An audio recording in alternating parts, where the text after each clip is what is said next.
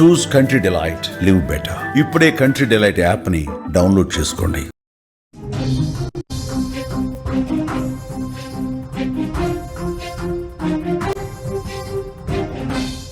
AP liquor scam కేసులో Rajampet MP YCP నేత మిథున్ రెడ్డికి ఊరట లభించింది. సుమారుగా 71 రోజుల పాటు జైల్లో ఉన్న ఆయన ఈరోజు రాజమండ్రి సెంట్రల్ జైలు నుంచి బెయిల్పై విడుదలయ్యారు.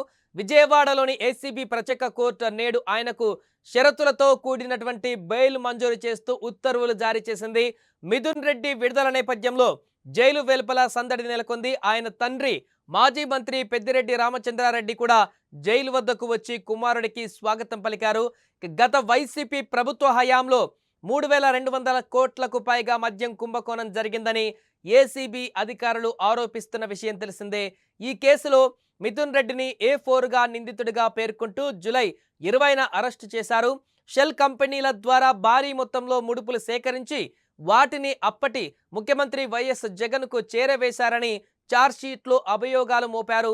అరెస్ట్ అయినప్పటి నుంచి బెయిల్ కోసం మిథున్ రెడ్డి పలుమార్లు ప్రయత్నించారు. మొదట హైకోర్టు, ఆ తర్వాత సుప్రీంకోర్టులో దాఖలు చేసిన పిటిషన్లు తిరస్కరణకు గురయ్యాయి. అయితే ఉపరాష్ట్రపతి ఎన్నికలలో ఓటు వేసేందుకు సెప్టెంబర్ 6న ఏసీబీ కోర్టు ఆయనకు తాత్కాలిక బెయిల్ ఇచ్చింది.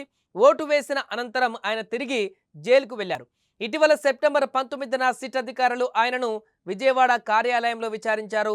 ఇదే కేసులో ఆరోపణలు ఎదుర్కొంటున్న కె ధనుంజయ రెడ్డి, పి కృష్ణమోహన్ రెడ్డితో పాటు భారతీ సిమెంట్స్ డైరెక్టర్ బాలాజీ గోవిందప్పకు కూడా ఏసీబీ కోర్టు బెయిల్ మంజూరు చేసింది.